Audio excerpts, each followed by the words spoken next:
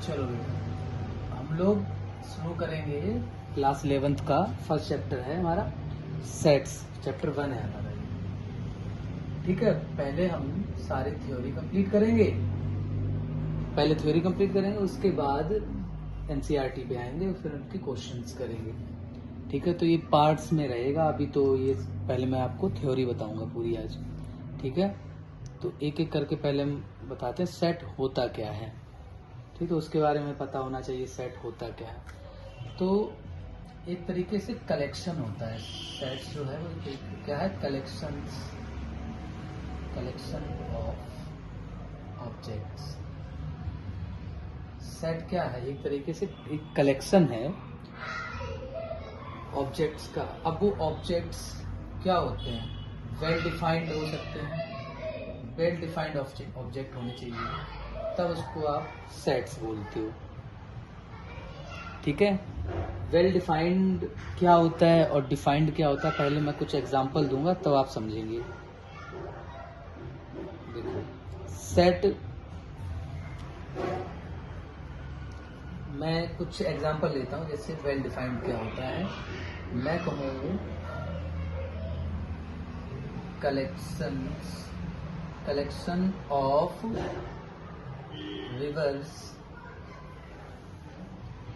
Of India. तो क्या ये वेल डिफाइंड है? हाँ, वेल डिफाइंड है। क्यों है? इंडिया की जो रिवर होंगी उनका कलेक्शन सबको फिक्स पता होगा ना, जो भी होंगी वही होंगी। ठीक है, अगर मैं कहूँ कलेक्शन ऑफ वर्बल्स, जो वर्बल्स होंगे इंग्लिश अल्फाबेट ये, ठीक है, इंग्लिश अल्फाबेट के जो वो होंगे वॉवेल्स होंगे वो फिक्स होंगे, तो ये वेल डिफाइंड है। ठीक है, अगर मैं कहूं कि कलेक्शन ऑफ स्टूडेंट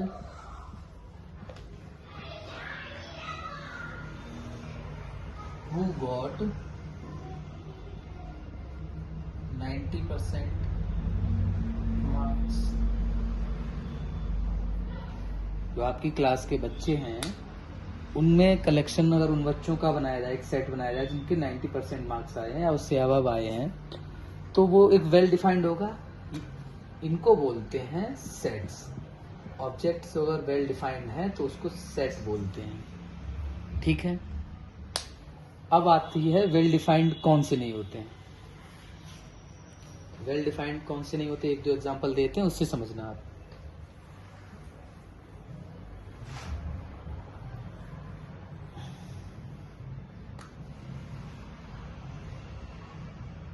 मैं कहूं कलेक्शन ऑफ लार्ज रिवर, अगर मैं बोल दूं तो लार्ज रिवर, ये कोई बात फिक्स नहीं हो ना कितनी लार्ज। अब लार्ज किस हिसाब से बोल रहे हैं? अगर इंडिया में सबसे लार्ज पूछ लेते, वर्ल्ड में सबसे लार्जेस्ट पूछते, तो वो कुछ वेल डिफाइंड होता। अभी लार्ज बात को क्लियर नहीं कर रखा है। लार्ज तो ये क्लियर नहीं बात है कि लार्ज कौन सा, उसकी लेंथ की बात कर रहे हैं, ब्रेथ की बात कर रहे हैं, या वाटर क्वांटिटी किस में कितनी ज्यादा, किस चीज लार्ज रिवर लिख दिया सिर्फ, तो ये नॉट वेल डिफाइंड है, नॉट अ सेट। तो ये सेट नहीं होगा। अब कोई कहे कलेक्शन ऑफ गुड स्टूडेंट, अब ये तो बात अलग अलग टीचर के ऊपर हो जाएगी ना। गुड स्टूडेंट किसके लिए कौन सा है, किस मैनर में गुड बोल रहे हैं, पढ़ने में या उसके बिहेवियर के हिसाब से। तो ये भी बात कोई क्लियर बात नहीं, ये भी वेल डिफाइंड नहीं है, तो ये सेट नहीं होगा। बात समझ में आ रही है? तो सेट उसको बोलेंगे, कलेक्शन ऑफ थिंग्स तो है, कलेक्शन ऑफ ऑब्जेक्ट तो है, लेकिन वो वेल डिफाइंड होना चाहिए। ठीक है, अब कोई सेट है वो लिखते कैसे हैं, पहले तो हमें ये पता हो। कोई भी सेट है वो लिखते कैसे हैं, तो सेट लिखने का एक स्टैंडर्ड तरीका ये होता है कि ए सेट अगर है, उसको जो ये कर्ली ब्रैकेट होता है, मान लो ये ए ई आई ओ यू, ये अगर कर दें, ठीक है, तो इस तरीके से लिखते हैं, इसे रोस्टर फॉर्म भी बोलते हैं, ठीक है। ये सारे के सारे मेंबर्स हो गए, उनके बीच में कॉमा रहता है, ये मान लो सेट ए जो है उसमें इंग्लिश अल्फाबेट हम वॉवेल्स लिखे हैं इंग्लिश अल्फाबेट के, वो हैं, ठीक है। अब कुछ सेट हमारे जो मैथ्स में नॉर्मली होते हैं, जिनको हम जानते हैं, जैसे नेचुरल नंबर का सेट मान लो, होल नंबर का सेट मान लो, इंटीजर्स का सेट मान लो, ठीक है। जैसे कुछ स्टैंडर्ड सेट हैं,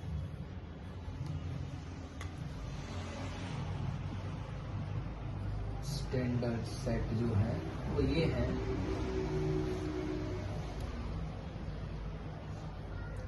सेट ऑफ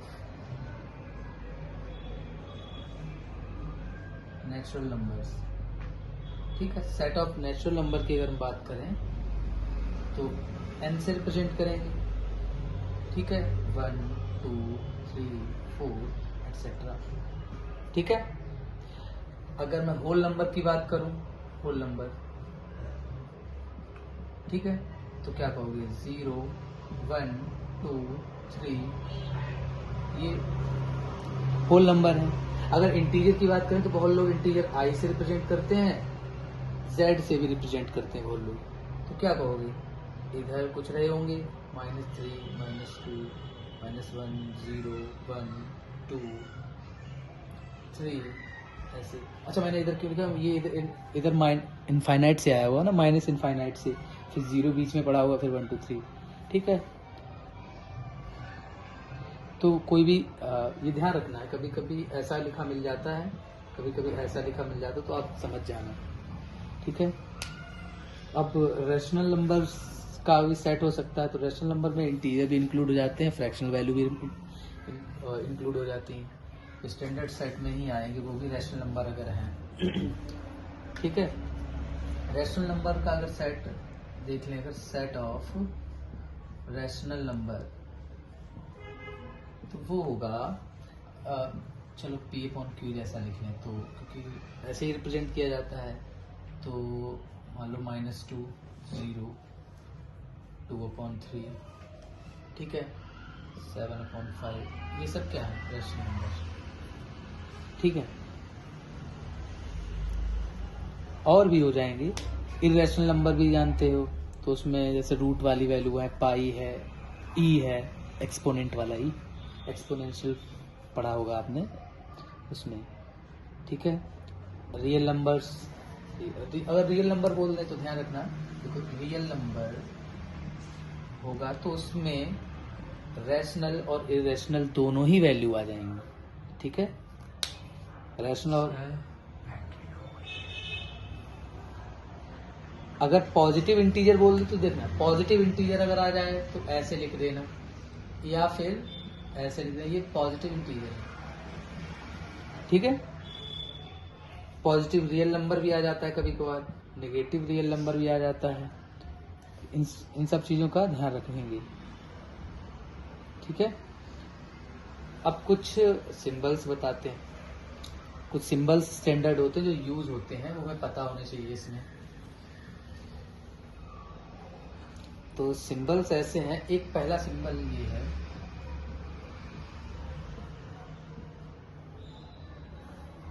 तो सिंबल में आते हैं ऐसे, इसको बोलते हैं, इसका मतलब होता है बिलोंग्स टू,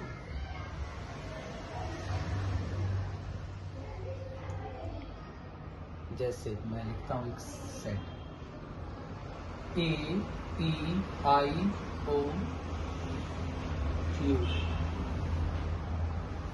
ठीक है, AEIOU। अब मैं कहूं जैसे E बिलोंग्स टू A, मतलब जो E है वो सेट A का है, सेट A में है, सेट A से बिलोंग कर रहा है, ठीक है।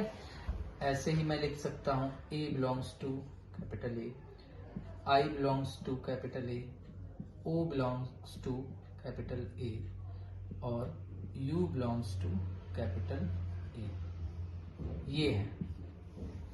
ठीक है, अब मैं बिलोंग्स टू बोल सकता हूं, कई बार आप सुनोगे एलिमेंट ऑफ, ये भी लिख देता हूं एलिमेंट ऑफ, जैसे E is the element of set A is the element of set ए। ये ध्यान रखना, मैंने ये बता दिया, कभी कोई बिलोंग्स टू बोलता है, कोई एलिमेंट ऑफ, जनरली ये ज्यादा बोला जाता है, वैसे बता दूंगा। ठीक है, अब इसी का दूसरा होता है ये, तो इसका मतलब not element of, is not element of, इसका मतलब होता है ए इज नॉट एलिमेंट ऑफ। ठीक है, इसका मतलब होता है इज नॉट एलिमेंट ऑफ। ठीक है, जैसे मैं यहां पे लिख देता x is not element of ए,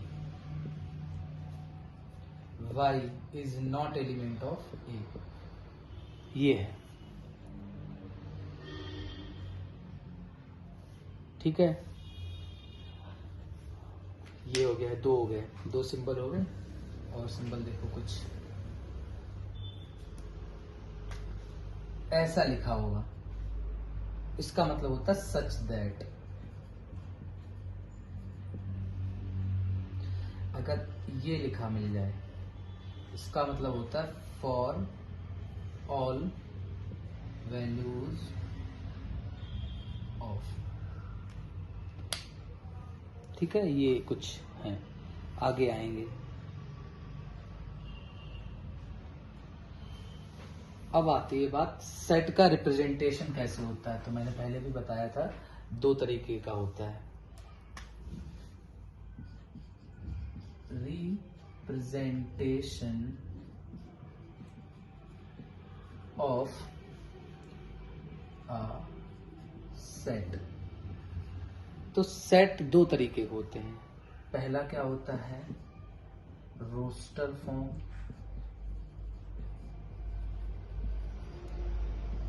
दूसरा होता है सेट बिल्डर फॉर्म। ठीक है,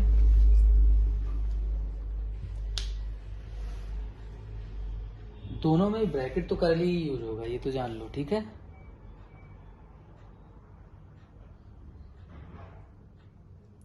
तो रोस्टर फॉर्म क्या होता है, जैसे मैं इसको बताता हूं, पहले इसको बताता हूं। जैसे मैंने लिख दिया ये 1 2 3 4, ये तो तुम्हारा हो गया रोस्टर फॉर्म। और इसी का अगर मैं सेट बिल्डर फॉर्म लिखूं, इसी का अगर मैं सेट बिल्डर फॉर्म लिखूं, x such that x is a natural number और x equals to 1, ये x 1 से लेकर 4 तक है, बस x नेचुरल नंबर है और x की वैल्यू 1 से लेकर 4 तक है, उसके बीच में ही लाई करेगी और उसमें इंक्लूडेड है, ये इंक्लूडेड है। तो यही एक सेट हमने रोस्टर फॉर्म में लिखा और वही सेट को हमने सेट बिल्डर फॉर्म में लिखा, ये होता है सेट बिल्डर फॉर्म।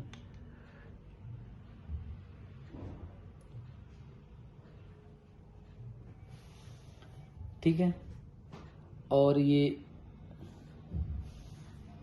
क्वेश्चन देखें का, क्वेश्चन तो बहुत सिंपल ही होते हैं इसमें शुरुआत में। तो अब इसी चीज को मैं लिख दूं, set of natural number less than 9। तो ये लिखा, अब इसको मैं सेट को लिखूं तो मान लो ए सेट है 1 2 3 4 5 6 7 8, लेस देन 9 है तो 8 तक नंबर लिख दिए आपने। ठीक है, ऐसे आ जाए set of letters of word matter. ठीक है, तो इसका सेट अगर बनाओ, मान लो सेट का नाम है P, तो उसमें देखो क्या आएगा, A आएगा, E आएगा, M आएगा, T आएगा, E आएगा, R आएगा। यही तो है, ठीक है, यही 5 वर्ड है ना, A M T, A M T E R। बस इनका सेट हो गया, रिपीट नहीं करने की जरूरत है। ठीक है, फिर सेट बिल्डर रोस्टर फॉर्म में तो लिख लिए हमने। एक मैंने एग्जांपल और दे दूं, जैसे सेट लिख लूं 1,2, ये रोस्टर फॉर्म में है।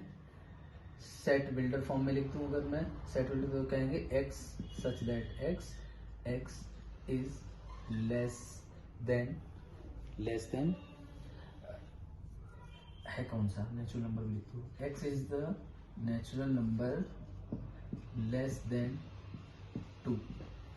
ठीक है, ये सब चीजें हैं। ठीक है, फिर इसके आगे हम कल करेंगे नेक्स्ट वाले पार्ट में, उसमें कुछ अलग चीजें और बताएंगे इससे।